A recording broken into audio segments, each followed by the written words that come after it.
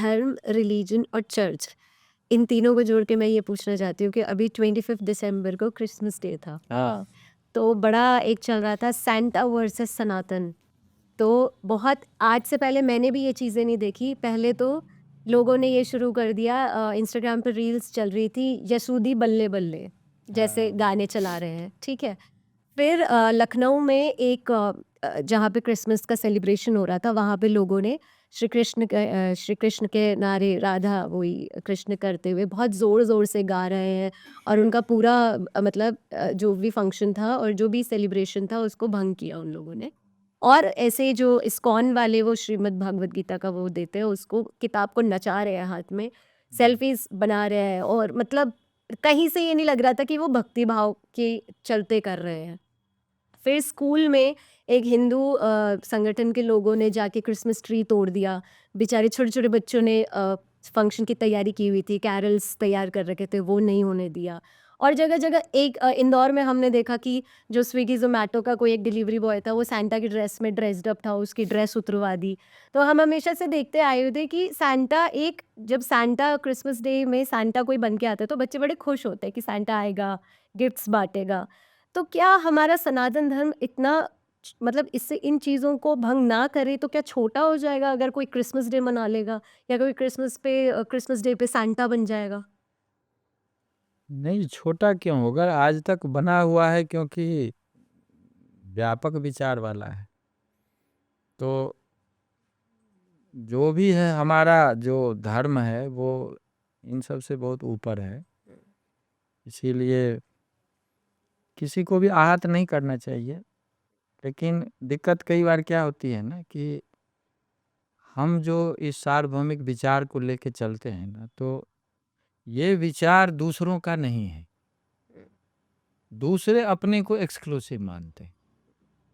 ये एक बहुत बहुत ध्यान दे के समझने की बात है कि भारत जो है वो वसुधैव कुटुंबकम मानता है। जी, बिल्कुल। ये हमारी हमारी हमारी ज्ञान परंपरा है और भारत शुरू से इस पे चलता रहा है, आज भी चल रहा है। G20 में हमने G20 का तो जी, बिल्कुल।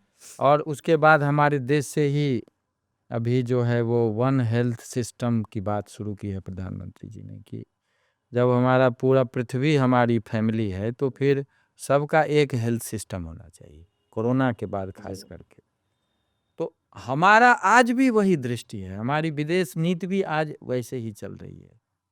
लेकिन दो चीज़ को आपको ज़रा बारीकी से सोचना पड़ेगा। एक चीज़ ये है कि यहाँ सब पल्लवित पुष्पित हुए हैं। हुँ। अरे सबसे पहला चर्च भी केरल में ही बना था, समझ गए ना।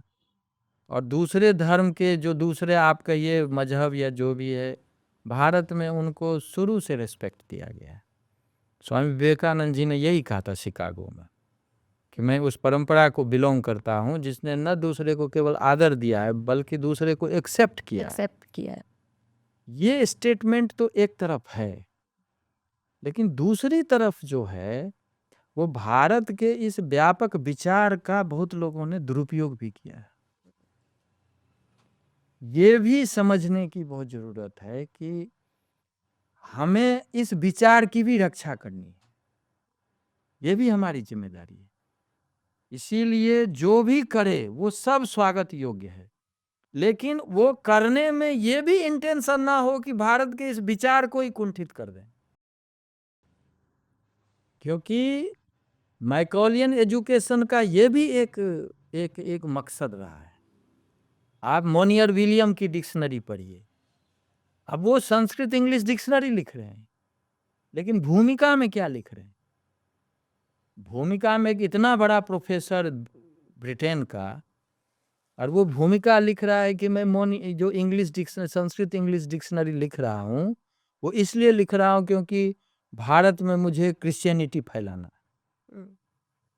तो आपको दोनों तरफ सावधान रहने की जरूरत है। एक तरफ हमारे मन में, हमारे बच्चों के मन में वो व्यापकता भी रहे, तो दूसरी तरफ उस व्यापकता और भोले भाले मन को कहीं एक्सक्लूसिव थॉट में न कन्वर्ट कर दे। हुँ। समझ रहे हैं ना मैं जो कहना चाह रहा हूं कि वो भी व्यापक वाले बने, जो व्यापक वाला बनता है ना, वो दूसरे को जबरन लोभ दे के कन्वर्ट नहीं करता। भारत का कोई भी व्यक्ति आज तक किसी को कन्वर्ट नहीं किया। कोई भी व्यक्ति स्वैच्छिक रूप से विचार की दृष्टि से जो भी अपनाना चाहे ठीक है, लेकिन किसी को चॉकलेट दे देना, किसी को ये दे देना, किसी को मान लीजिए कोई आज हम गरीब हो गए और हमें कोई इसलिए फुसला रहा है कोई कि तुम कन्वर्ट हो जाओ, तो इसको भी बारीकी से देखने की ज़रूरत है। मुझे लगता है कि जो किसी प्रकार का भी जो नेगेटिव चीज़ करना ये भारत के जीन में नहीं है, लेकिन भारत सावधान नहीं रहा है पूरा, तो इसका बहुत लोगों ने दुरुपयोग भी किया है। तो दुरुपयोग भी नहीं होने देना है, लेकिन अपने विचार और अपने व्यवहार को भी ठीक बना के रखना है। इस विषय में ये मेरा सोचना है, क्योंकि मैंने मैकडोनल्ड का पढ़ा है। आप ये हिस्ट्री ऑफ संस्कृत लिटरेचर पढ़िए, ए मैकडोनल्ड की है। अब वो उसमें आप पढ़िए, आपको क्या लिखते हैं। एक जो अपने को स्कॉलर कह रहा है, वो व्यक्ति लिख रहा है कि जो वेद गरेरिये का गीत है, समझ रहे, वो लिख रहा है कि यहाँ के लोग असभ्य हैं। तो ऐसा भी तो ठीक नहीं है कि वहाँ का स्कॉलर जो है उसको भी तो ये सेंस रहना चाहिए ना, कि आज जिस वेद और उपनिषद को उन्हीं के घर के बड़े बड़े फिजिसिस्ट जो हैं वो उसको पढ़ रहे हैं, जितना नाम मैंने बताया आपको, और उनके विचार को रिजेक्ट कर रहे हैं, आप उस टेक्स्ट को कह रहे हैं कि ये गरेरिये का गीत है, उस टेक्स्ट को कह रहे हैं कि ये सब अनसिविलाइज्ड लोगों का है। तो बिना भारत को समझे, भारत के इस विचार को समझे, आप इस तरह का स्टेटमेंट देना, भारत की ज्ञान परंपरा को एक तरह से डिमोरलाइज करने के लिए सारा एफर्ट करना, तो वो भी जो है ना, क्योंकि भारत में ही ये विचार है कि वसुधैव कुटुंबकम की बात कर सकता है। आज तक किसी G20 में या G7 में किसी ने नहीं देखा होगा कि जो पूरी पृथ्वी मेरी फैमिली है। तो क्या भारत के इस विचार को रहने का अधिकार है कि नहीं मानवता के लिए? तो भारत का विचार कहीं ये भी एक्सक्लूसिवनेस में न पहुंच जाए, क्योंकि भारत के इस विचार, आप यहाँ तो छोड़िए, ऋग्वेद का यत्र विश्वम भवति एक नीडम, वो तो और आगे बढ़ते कहते पूरा ब्रह्मांड ही एक घोंसला है जिसमें हम सब साथ रहते हैं। तो ये सब हमारी चीज है, आज भी NEP में यही मूल चीज है कि भारत अपने ज्ञान को समझे, तभी भारत वैश्विक व्यक्तित्व का निर्माण कर सकता है। वैश्विक व्यक्तित्व का मतलब ऑल इंक्लूसिवनेस।